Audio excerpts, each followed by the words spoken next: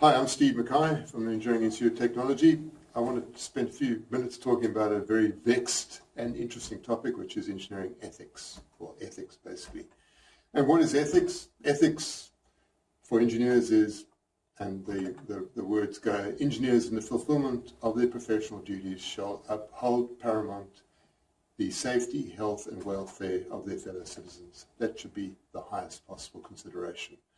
It's a very expensive process if you want to rip the system, but it's something we as engineers or technical professionals have to do all the time.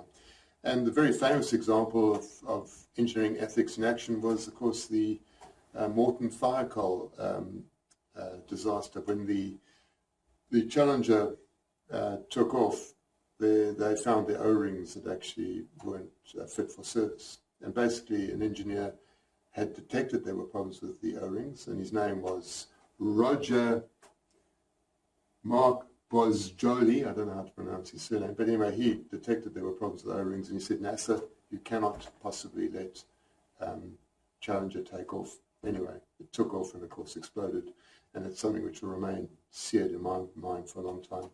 That is an example of the breach of ethics for the engineers that said, go ahead, we don't care, for various reasons. So really, the American Society of Civil Engineers makes a few suggestions for ethics, and I just want to read a few of them off because they're quite useful to know about. First thing is, obviously, hold highest possible thing, the safety, welfare, and health of your fellow citizens, fellow engineers. That's as an engineer, very important.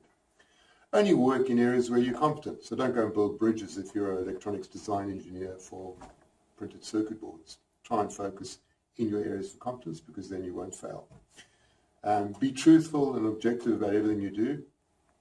Be honest, tell the truth, and be objective when you communicate and talk to others.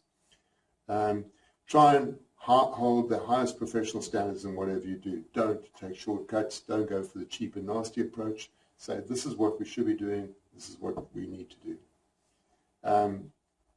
Other things which you should probably think about are things like avoid conflicts of interest. That's another area where we perhaps are involved with a company supplying to another company and there's a potential conflict of interest. Avoid those. Try and ensure that your professional reputation is built on real objective successes, not flim-flam PR. Another issue is have zero tolerance for fraud, corruption, bribery. Say, no, I don't go that way, I avoid it.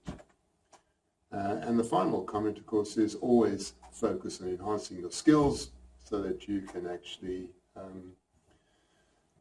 deliver on a continuous basis with new technologies coming along. So that's all from me, Steve Mackay, on Engineering Ethics. Thank you very much for tuning in.